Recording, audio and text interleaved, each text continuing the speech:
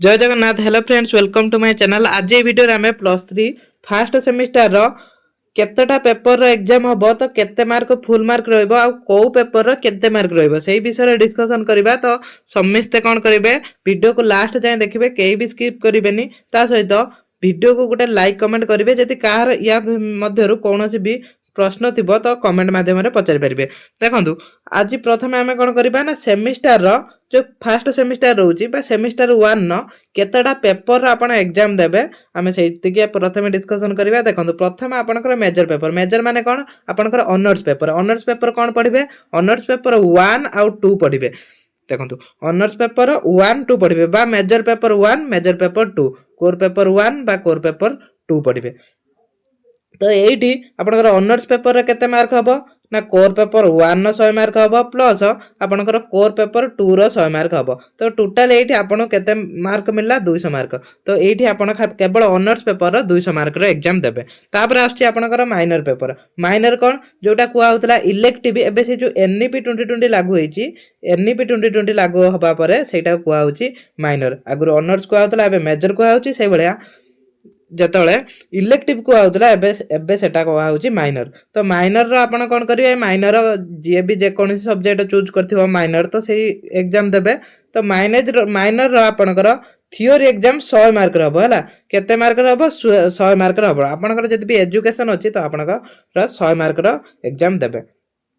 तो देखंतु honours paper 200 plus ये 100 एठी आपनको केते मार्क रो एग्जाम होउची आपनकर 300। एठी आपनको 300 मार्क रो मिलुची। तापर देखंतु आउरी मध्ये पेपर अछि एमडीसी मल्टी डिसिप्लिनरी कोर्स। ये जो एमडीसी टा कोन करा जाय ना आपन को कॉलेज एटा चूज करे, किंतु आपन कॉलेज जे कोन सब्जेक्ट एटा चूज करथिबो तो समस्त कॉलेज रे ए सब्जेक्ट टा अछि। तो एमडीसी सब्जेक्ट कोन रहइबो आपनकर बा एमडीसी पेपर जो सब्जेक्ट टा आपनकर कोन अछि सेटा आपन को कॉलेज चूज करथिबो। तो आमे एठी डिस्कशन करबा तार केते मार्क रो एग्जाम हबो, सेथिरे मध्ये 100 मार्क रो एग्जाम हबो। तापरे बीएससी पेपर एटा देखंतु ए जो बीएससी पेपर अछि एटा सब यूनिवर्सिटी एटा एग्जाम करांतिनी। फास्ट सेमिस्टर रो एटा सब यूनिवर्सिटी एग्जाम करांतिनी। तो आपन को यूनिवर्सिटी जदी एग्जाम करौची तो आपण एई एग्जाम टा देबे।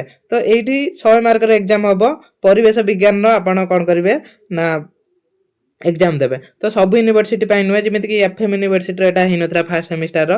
तो प्राय यूनिवर्सिटी करांती, तो प्राय यूनिवर्सिटी एटा सेकंड सेमिस्टर को कंडक्ट करांती। तो एटा आपण कॉलेज रे बुझिबे। ता सहित एईसी एटा कंपलसरी, एटा समस्त पई एबिलिटी एनहांसमेंट कोर्स एटा समस्त पई एटी 100 मार्क रे एग्जाम देबे समस्ते। ता सहित जो मानकर उड़िया थाउ किबा हिंदी संस्कृत जो माने भी जहा चूज करथिबे प्राय तो उड़िया अछि, समस्त एईसी उड़िया अछि। तो याद रे मध्ये 100 मार्क रे एग्जाम देबे। एबे क्वेश्चन आछि टोटली केते मार्क रो एग्जाम दबा। तो फुल मार्क केते रहइबो एग्जाम रो आमे एठी एठी देखिबा फुल मार्क केते रहइबो। देखंतु प्रथम कथा आपनकर मेजर पेपर बा ऑनर्स पेपर रो 100 100 200 हला। ऑनर्स पेपर रो आमे 200 मार्क नबा प्लस इलेक्टिव केते इलेक्टिव 100। ता सहित एमडीसी पेपर थिला, एमडीसी पेपर रो केते मार्क दे देबे, एमडीसी पेपर रो मध्ये 100 मार्क रे देबे। ता सहित एटा बीएससी टा कोन हुए ना सब यूनिवर्सिटी करांदिनी। तो बीएससी टा भी अछि फास्ट सेमिस्टर अछि, एटार 100 मार्क हबो प्लस एईसी उड़िया याद रे मध्ये 100 मार्क। तो टोटल एठी आपनकर 600 मार्क रो एग्जाम हबो। तो एठी जो मानकर बीएससी नथिबो से मानकर 500 मार्क रो एग्जाम हबो। जो यूनिवर्सिटी रो बीएससी थिबो से मानकर 600 मार्क रो एग्जाम हबो। एटा केवल आर्ट्स पिलांग पई मु कहूची। यदि साइंस पिलांग कथा देखिबा तो से मानकर 600 मार्क रो एग्जाम ही हबो। से मानकर सब यूनिवर्सिटी रो बीएससी पेपर रो एग्जाम हुए। तो आर्ट्स यदि आपनकर तने 600 मार्क रो आपन देबे। यदि कॉमर्स की सॉरी जदि साइंस आपनकर ताना आपन कोन करिवे 600 मार्क रो एग्जाम देबे सब यूनिवर्सिटी पई। आ जदि आपनकर आर्ट्स किबा कॉमर्स तो से मानकर कोन होईची ना फास्ट सेमिस्टर रो किछि यूनिवर्सिटी बीएस एग्जाम करांतिनी। तो से माने 500 रो देबे। तो अधिकांश यूनिवर्सिटी 600 मार्क रो ही एग्जाम कराउचंती। तो आउ कार कोनोसी डाउट नथिबो, जदि कोनोसी डाउट थिबो आपण कमेंट करि पारंती। देखंतु सब जाक स्टडी रिलेटेड अपडेट पाइबा पई चैनल को सब्सक्राइब कर दियंतु।